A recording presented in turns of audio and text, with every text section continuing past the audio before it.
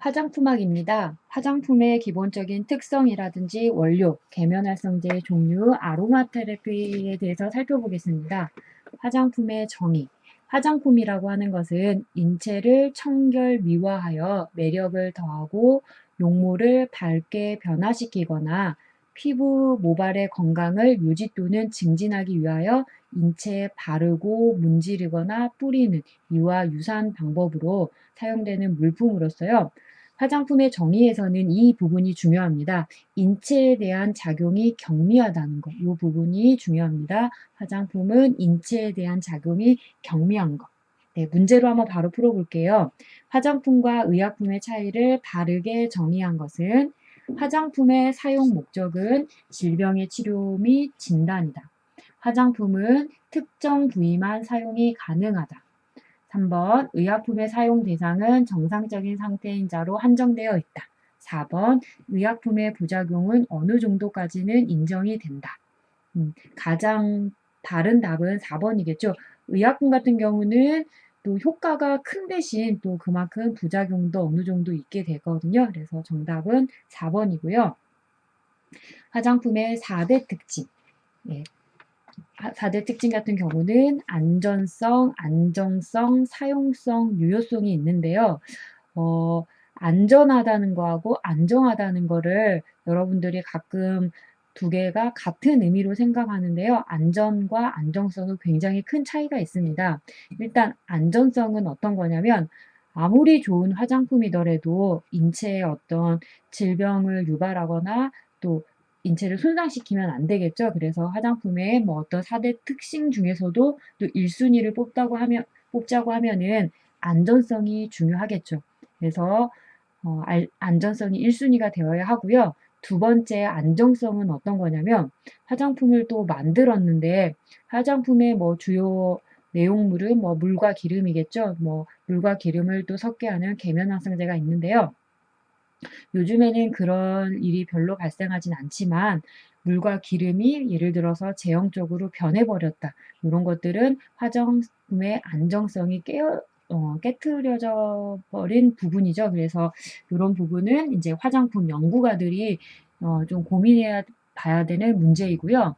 그 다음에 사용성.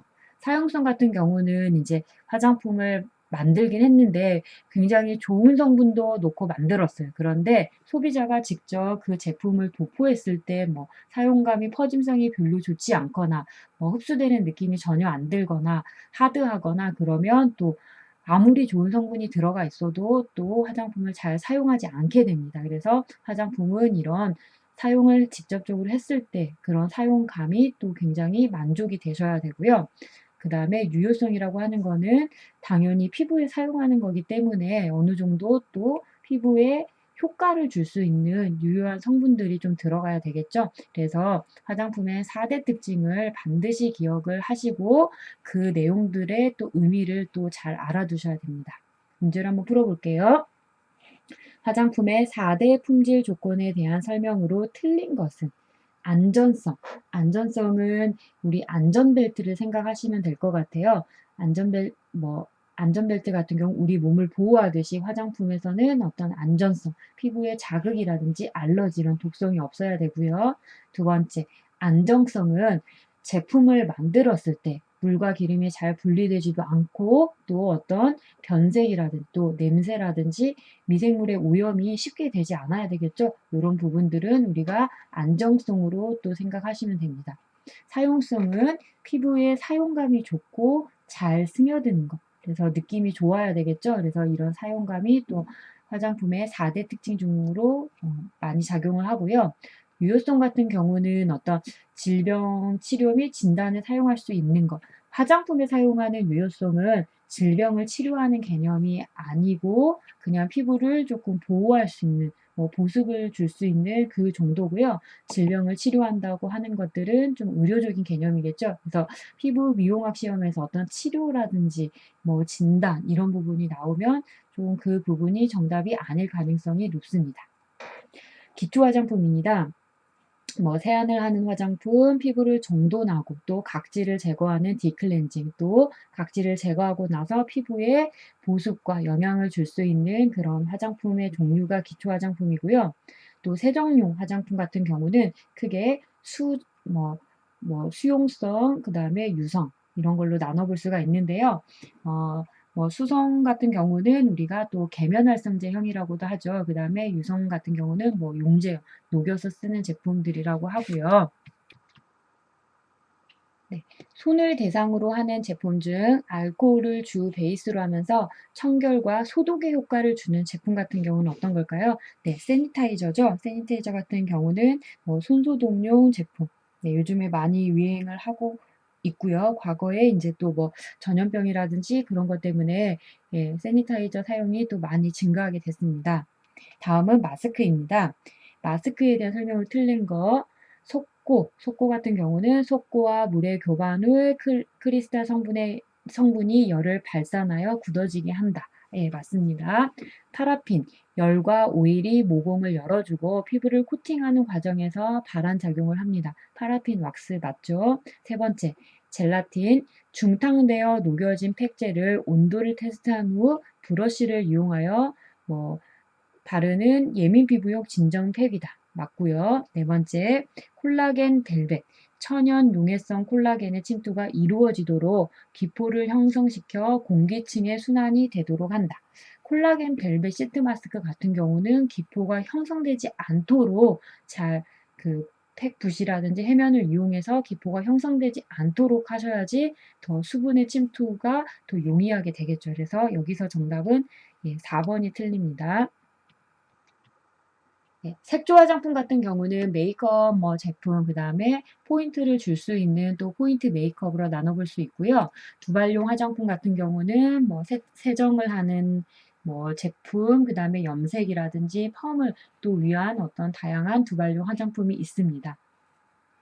방향용 화장품 같은 경우는 또 이런 퍼퓸이라든지 샤워크롱에서부터 어떤 향의 강도에 대한 문제가 또 많이 나오세요. 그래서 샤워크롱이 가장 약한 향이고 퍼퓸이 가장 진한 향이라는 것하고 부양률, 향이 나타나는 그런 부양률을 좀 기억을 해주셔야 됩니다. 그 다음에 화장품에서 기능성 화장품을 나눠볼 수 있는데요.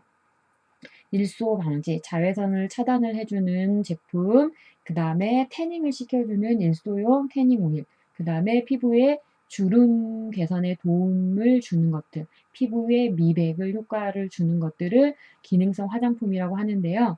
문제를 한번 풀어보면 다음 중 기능성 화장품 범위에 해당되지 않은 것은 미백 크림, 자외선 차단제, 주름 개선이고요. 바디 오일은 기능성 화장품의 범위에 속하지 않겠죠. 다음 문제. 미백 화장품의 메커니즘으로 틀린 것은 피부가 하얗게 되도록 도와줄 수 있는 것들은 일단 자외선 차단이 잘 되도록 해야 되겠죠. 그 다음에 도파 산화를 억제한다.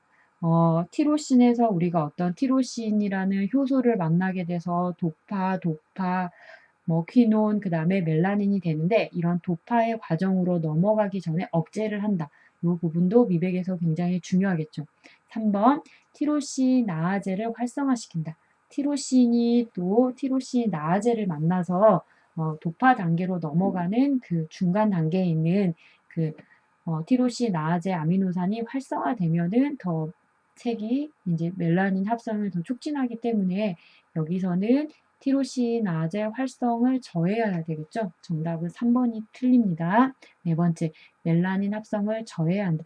어찌됐든 또 뭐 그 단계가 넘어서 멜라닌이 생성이 됐더라도 또 거기에서부터 또 우리가 뭐 강산을 이용한다든지 비타민 C를 이용해서 또 저해할 수도 있습니다. 그래서 멜라닌 합성이 또 잘 안 되도록 저해시켜 주도록 해야 되겠죠. 그 다음에 화장품 원료를 살펴보면 화장품은 크게 수성 원료, 유성 원료 살펴볼 수 있는데요. 수성 원료에서 대표적인 것들은 이제 정제수라든지 에탄올이 볼 수 있고요. 화장품의 유성 성분, 유성의 원료 같은 경우는 굉장히 다양하죠. 식물성에서부터 우리가 화학적으로 볼 수 있는 고급 지방산에서부터 에스테까지 굉장히 다양한데, 여기서는 이제 그런 해당되는 부분들의 내용을 좀 알아두시면 되고, 식물성, 뭐 이런 동물성 이런 것들을 좀 알아두시면 되고요. 보습제 종류를 또 살펴보겠습니다. 보습제 종류 같은 경우는 또 크게 세 개로 나누어질 수가 있는데요. 모이스처 라이저, 그 다음에 휴맥턴트, 에몰리언트라고 분류를 할 수 있는데요. 모이스처 같은 경우는 자체적으로 가지고 있는 어떤 수분의 상태라고 생각하시면 되고요. 휴맥턴트 같은 경우는 물 먹는 하마 그걸로 기억하시면 될 것 같은데요. 공기 중에 있는 수분을 끌어당겨서 보습의 기능이 있는 거고요. 에몰리언트는 피부에 어떤 보호막을 형성하여서 더 이상 수분이 빠져나가지 않도록 도와주는 것들을 우리가 에몰리언트라고 합니다. 다음으로 가용화입니다. 가용화는 우리가 화장품의 어떤 기술에서 나오는 한 부분인데요. 다량의 물에 소량의 오일 성분이 섞여 투명하게 보인다. 예를 들어서 굉장히 많은 물에 잉크를 한 방울 떨어뜨린다거나 우유를 한 방울 떨어뜨리면 좀 불투명한 상태로 보이잖아요. 그런 것들을 우리가 또 가용화 상태라고 할 수 있습니다. 유화 같은 경우는 이제 가용화하고는 좀 다른데요. 가용화는 굉장히 많은 물이 있고 소량의 유분, 오일이 한두 방울 이런 식으로 떨어뜨려졌다고 하면, 유화 같은 경우는 어떤 수분과 유분의 양이 물론 50대 50으로 이렇게 나누어지진 않지만 조금 비율이 좀 비슷한 편입니다. 그런데 이제 예를 들어서 OW 화장품 같은 경우는 조금 수분의 양이 조금 더 많고, 그 반대로 또 WO형의 제품 같은 경우는 오일의 성분이 조금 더 많습니다. OW 같은 경우는 이제 오일 인 워터라고 해서 그러니까 물 성분이 굉장히 많은 상태죠. 그래서 유상을 이제 수상에 부었을 때 유상이 이제 수상에 이렇게 감싸지는 형태가 되는데요. 물의 양이 훨씬 더 많기 때문에 피부에 도포를 했을 때 굉장히 촉촉하고 산뜻한 느낌, 그래서 약간 로션의 느낌이 많이 들고요.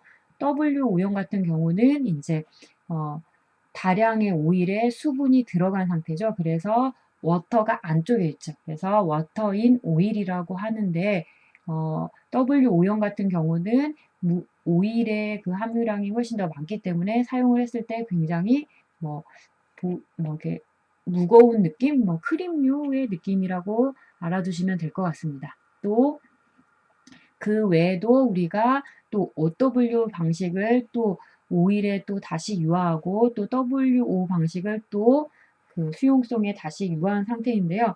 OWO나 WOW이나 기존의 이제 OW나 WO 형태보다는 안정성이 좀 떨어지기도 하죠. 그렇지만 이제 이런 것들은 또 기술의 발전으로 인해서 또 많이 안정화되기도 하고요. 그 다음에 실리콘 오일이라든지 또 수분을 이용하셔서 더 산뜻함을 줄 수 있는 제품들이 또 있습니다. 여러분이 여기서 잘 기억을 해야 될 거는 OW. 이제 저 같은 경우는 오른쪽에 있는 거를 비중이 크다고 생각을 하거든요. 그래서 외우실 때 뒤에 있는 게 아무튼 많다 그러면 OW 같은 경우는 약간 조금 굉장히 산뜻하다. 그 다음에 WO형 같은 경우는 뒤에 오일이 많네요. 그래서 약간 하드하다. 크림류라고 기억을 하시면 될 것 같습니다. 여기서도 뒤에 있는 것들에 조금 영향을 더 받거든요. 그래서 이런 걸로 기억을 하시면 될 것 같고요. 또 유화 상태를 어떤 판단하는 방법은 또 희석법, 전기전도법, 그 다음에 색소 첨가법 등으로 또 확인할 수 있다고 합니다. 화장수의 종류를 보면 화장수는 우리가 토닉, 스킨, 요런 걸로 표현을 하기도 하는데요. 유연 화장수, 수렴 화장수, 소염 화장수. 그래서 피부 타입에 따라서 또 우리가 화장수를 분류해서 사용을 할 수 있어야 되겠죠. 다음으로는 팩의 제거 방법에 따른 분류입니다. 팩 같은 경우는 필오프 타입, 또 물로 씻어내는 워시오프 타입, 그 다음에 티슈오프 타입 등으로 나눠볼 수 있고요.